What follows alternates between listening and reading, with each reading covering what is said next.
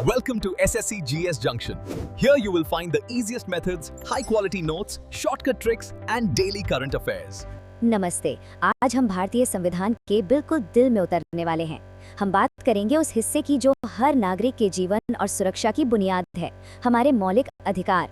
देखिए, ये सिर्फ कुछ नियम नहीं है, ये वो ताकत है जो असल में हमें एक आज़ाद और सम्मानित नागरिक बनाती हैं। और इनकी अहमियत को समझने के लिए संविधान के निर्माता डॉक्टर B.R. अम्बेडकर के शब्दों से बेहतर और क्या हो सकता है ना? उन्होंने मौलिक अधिकारों को संविधान का हृदय कहा था।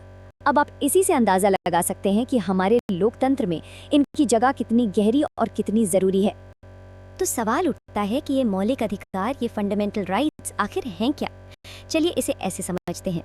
ये वो खास अधिकार हैं जो हमारा संविधान हर नागरिक को देता है, बिना किसी भेदभाव के। मतलब आप कोई भी हो, कहीं से भी हो, ये अधिकार आपके हैं। ये एक सुरक्षा कवच की तरह है। और सबसे जरूरी बात, अदालतें इस कवच की गारंटी देती हैं। यानी अगर कोई इन्हें छीनने की कोशिश करता है तो कानून हमारी रक्षा के लिए खड़ा है। हमारे संविधान में कुल 6 तरह के मौलिक अधिकार दिए गए हैं। इन्हें हमारी आज़ादी के 6 मजबूत स्तंभ भी कह सकते हैं। कौन कौन से हैं ये? समानता का अधिकार, स्वतंत्रता का अधिकार, शोषण के विरुद्ध अधिकार, धार्मिक स्वतंत्रता का अधिकार, सांस्कृतिक और शैक्षिक अधिकार और आखिरी लेकिन सबसे अहम, संवैधानिक उपचारों का अधिकार। चलिए एक एक करके इन सबको समझते हैं। तो चलिए सबसे पहले और सबसे बुनियादी अधिकार से शुरू करते हैं, समानता का अधिकार। ये वो नींव है जिस पर हमारा पूरा लोकतंत्र खड़ा है। ये पक्का करता है कि कानून की नज़र में हर कोई, हर एक इंसान बिल्कुल बराबर है। इसका सिद्धांत सुनने में बहुत सरल है, लेकिन बहुत शक्तिशाली है। सभी नागरिक कानून के सामने एक समान हैं। किसी के साथ भी उसके धर्म, जाति, लिंग या जन्म की जगह के आधार पर कोई भेदभाव नहीं हो सकता। अच्छा, अब यहाँ जो देखने वाली बात है वो है ये खास आर्टिकल्स। आर्टिकल 14 तो कानून के सामने समानता की गारंटी देता है, लेकिन आर्टिकल 17 ये अस्पृश्यता मतलब छुआछूत को पूरी तरह से खत्म करता है। और आर्टिकल 18 सर या राय बहादुर जैसी उपाधियों का अंत करता है, ताकि समाज में कोई जन्म के आधार पर बड़ा ना कहलाए। और हाँ, एक टिप, ये दोनों ही आर्टिकल्स एग्जाम्स में अक्सर पूछे जाते हैं। ठीक है, समानता के बाद अब आती है स्वतंत्रता। चलिए अब उस अधिकार पर चलते हैं जो हमें अपनी जिंदगी अपनी शर्तों पर जीने की आज़ादी देता है और एक व्यक्ति के तौर पर आगे बढ़ने का मौका देता है। आर्टिकल 19 के तहत हमें 6 बुनियादी स्वतंत्रताएं मिलती हैं। इसमें बोलने की आज़ादी है, जिससे हम सरकार की नीतियों पर भी सवाल उठा सकते हैं। शांति से इकट्ठा होने की आज़ादी है, पूरे भारत में कहीं भी आने जाने और बसने की आज़ादी है, और कोई भी पेशा या व्यापार करने की आज़ादी भी। असल में यही सब एक वाइब्रेंट डेमोक्रेसी की पहचान है। इसके अलावा कानूनी मामलों में भी हमारी सुरक्षा पक्की की गई है। जैसे आर्टिकल 20 हमें एक ही जुर्म के लिए 2 बार सजा से बचाता है। और फिर आता है सबसे जरूरी आर्टिकल 21, जो जीवन और व्यक्तिगत स्वतंत्रता की रक्षा करता है। इसे सबसे अहम मौलिक अधिकार माना जाता है। पता है क्यों? क्योंकि सुप्रीम कोर्ट ने इसकी व्याख्या करते हुए इसमें शिक्षा, स्वास्थ्य और प्राइवेसी जैसे कई अधिकारों को शामिल कर दिया है।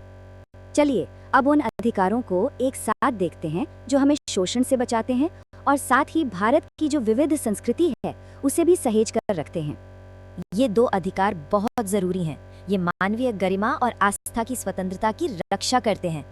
देखिए, एक तरफ है शोषण के विरुद्ध अधिकार, जो इंसानों की खरीद फरोख्त और बंधुआ मजदूरी जैसी बुराइयों पर रोक लगाता है।